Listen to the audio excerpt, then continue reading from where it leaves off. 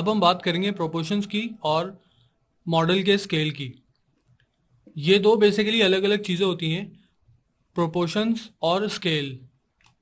Scale आपका overall environment का scale होता है और प्रोपोर्शन उस स्केल के अंदर के प्रोपोर्शंस होते हैं। लेट्स से कि अगर आपके पास मॉडल के अंदर दो या तीन डिफरेंट एलिमेंट्स हैं, जैसे आपके पास दरवाज़ा भी मौजूद है इस वक्त मॉडल में, आप देख सकते हैं, और आपके पास एक विंडो भी मौजूद है। ठीक है, अगर मैं ये बात करूं आपसे कि मेरा जो कैरेक्टर है, जैसे जाहिर सी बात है हम एक घर बना रहे हैं तो यहाँ पे इस घर के अंदर कोई ना कोई तो रहता होगा, या कोई भी कैरेक्टर अगर आप बाद में इसमें इंटीग्रेट करवाना चाह रहे हैं। मैंने एक सिलेंडर बनाया और अज्यूम कर लिया कि ये एक मेरा कैरेक्टर है। ठीक है, इस सिलेंडर का जो साइज होगा, यानी कि इस कैरेक्टर का जो साइज होगा, उससे आप प्रोपोर्शन लॉक करेंगे अपने दरवाजे के, और उसी से आप प्रोपोर्शन लॉक करेंगे अपनी विंडो से। ठीक है, जैसे ये विंडो है, अब मुझे लगता है कि ये विंडो, मेरा ख्याल है कि ये विंडो इस दरवाजे से बड़ी है, या इस कैरेक्टर के हिसाब से विंडो बड़ी है, लेकिन विंडो छोटी या बड़ी हो सकती है। स्टाइल भी होते हैं, बहुत सारी विंडोज़ बहुत बड़ी होती हैं, कुछ ऐसी विंडोज़ होती हैं। लेकिन अगर मैं ये आपसे बात करूं कि ये अगर मेरा कैरेक्टर है और इसके साथ जो रखा हुआ ये जो एक बर्तन है जिससे हम पानी देते हैं, अगर ये बर्तन इस कैरेक्टर के साइज से काफ़ी बड़ा होगा तो ये बहुत बुरा लगेगा।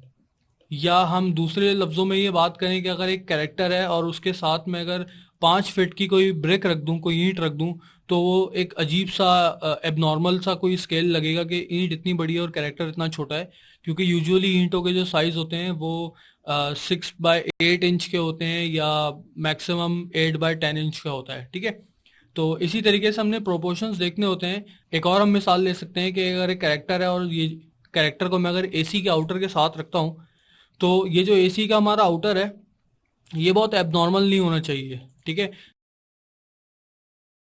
जो हमने एसी का आउटर बनाया था वो हमारे टॉप पे लगा हुआ है। अगर हम इसको थोड़ा सा मूव कर लें और हम देख लें कि ये हमारे कैरेक्टर से कितना स्केल पे आ रहा है, तो ये हमारा कैरेक्टर है जो हमने एक अज्यूम किया हुआ है सिलेंडर को। ठीक है, और ये हमारा वो एसी का आउटर है जो कि ये लगा हुआ है। तो उस हिसाब से अगर हम देखेंगे तो स्केल जो है इसका, या प्रोपोर्शन जो हम कहेंगे, प्रोपोर्शन बेहतर है। ऐसा नहीं होना चाहिए कि कैरेक्टर मेरा इतना है और एसी का जो मेरा आउटर है वो इतना होगा। ठीक है, तो ये एबनॉर्मलिटी में आ जाएगा, ये प्रोपोर्शंस आउट हो जाएंगे। ठीक है, तो जो प्रोपोर्शंस होते हैं वो कहीं कहीं पे, या अगर आप बहुत ज़्यादा स्टाइलाइज अपना कोई भी सीन क्रिएट कर रहे हैं तो उसके अंदर तो चल जाते हैं कि ठीक है आपने एक स्टाइलाइज सीन बनाया और आपने कोई अपनी सोच से कुछ डिफरेंट आप बनाना चाह रहे हैं।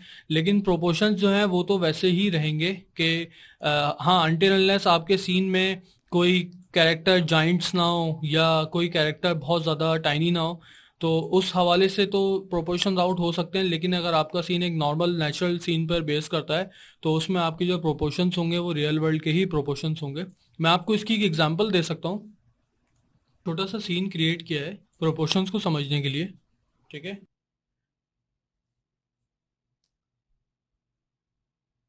अब अगर मैं आपसे बात करता हूँ कि मेरा एक कैरेक्टर अगर खड़ा हुआ है, ठीक है, और इस कैरेक्टर का स्केल अगर मैं इस कैरेक्टर का स्केल इतना कर दूं, तो क्या ये आपको ठीक लग रहा है? हरगिज नहीं।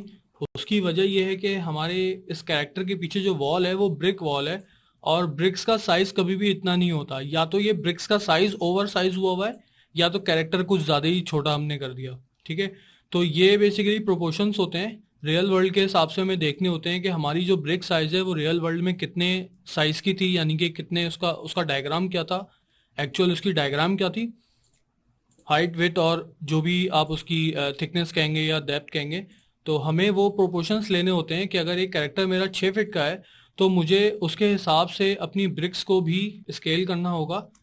तो ये बेसिकली एक आसान लफ्ज़ों में मैं प्रोपोर्शंस आपको बता सकता हूँ उस तरह से। तो हमें अपने 3D मॉडल में भी देखना होता है कि हमारा जो 3D मॉडल है ऐसा तो नहीं है कि वो प्रोपोर्शन आउट हो जाए। लेकिन क्योंकि हम ब्लूप्रिंट या रेफरेंस इमेज के ऊपर काम कर रहे हैं तो हमारा सबसे बड़ा फ़ायदा यही होता है कि हमें प्रोपोर्शंस ऑलरेडी सेट हुए हुए मिलते हैं, लेकिन सम टाइम आपको ब्लॉक करते हुए या मॉडल करते हुए प्रोपोर्शंस आउट हो भी जाते हैं। तो हमें बस वो रीचेक करने होते हैं ताकि हम अपने मॉडल की जब रिफाइनिंग कर रहे हो या जब हम उसकी फाइनल स्टेजेस पे जा रहे हो तो उस वक्त हमें ये सरप्राइज ना मिले कि हमारे मॉडल के प्रोपोर्शंस आउट हैं, तो हमें फिर उस स्टेप से वापस आने में हमारा काफ़ी जो हमारा जो टाइम होता है या जो हमारी मेहनत लगी हुई होती है उस पर काम करने की, वो हमारा सारा ज़ाया हो जाता है। तो हमें कोशिश करनी होती है कि पहले प्रोपोर्शंस वगैरह हम सारे इसके सेट कर लें, देन उसके बाद फिर हम आगे इसके ऊपर कुछ काम कर सकें।